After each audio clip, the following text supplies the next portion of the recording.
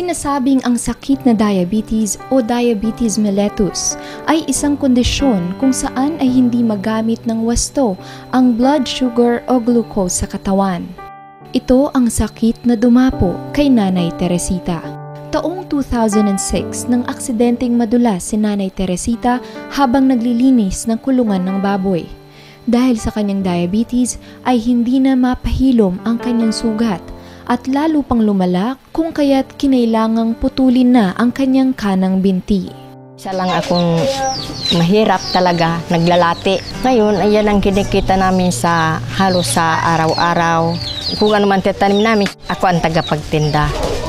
Hindi ko ngayon naasahan na ganito ang mangyari sa buhay ko dahil na hindi ko naman alam na mayroon pala akong diabetes.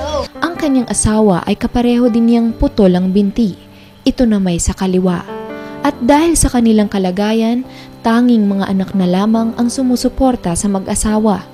At gaya ng maraming mga magulang ay mahirap sa kanilang mga kalooban na maging pasanin ng mga anak na may mga pamilya na rin. Humahanap ako ng makakatulong sa amin. Naiyak ako kumisan, kahit tag-iisa ako. Pag mumuni-muni ko, siyempre nalulungkot ako. Hindi ako hindi ako naghihina ng kalooban dahil paniniwala ko nga sa Panginoon.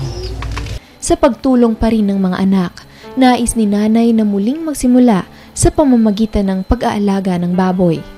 Dala ng Good Morning Kuya, Kaagapay at Kamanggagawa Foundation ay hindi lamang ang baboy na kahilingan kundi mga wheelchair na magsisilbing kanilang mga paa. Tara po at ating tunghayan ang isa na namang katuparan ng munting pangarap.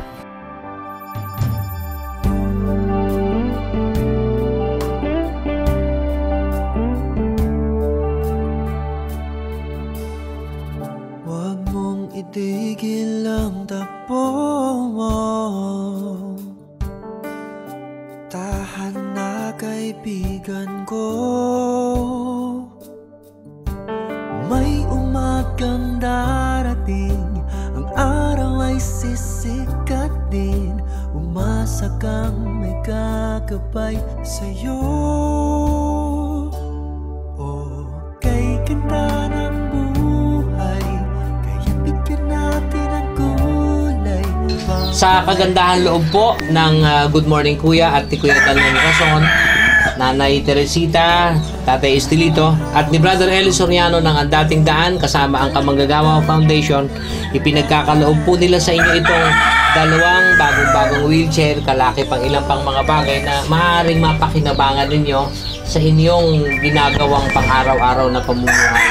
Sa inyo na po yan at sana bahala na kayong mag-ingat at kayo na rin ang bahalang sumino po ng ilang pang mga bagay na manggagaling naman sa UNTV 37. Ako po libos nagpapasalamat sa inyo lahat at unang-una sa Diyos. Hindi dahil sa inyo hindi po kami magkakaroon ng mga ganitong bagay. Maraming salamat sa inyo lahat. May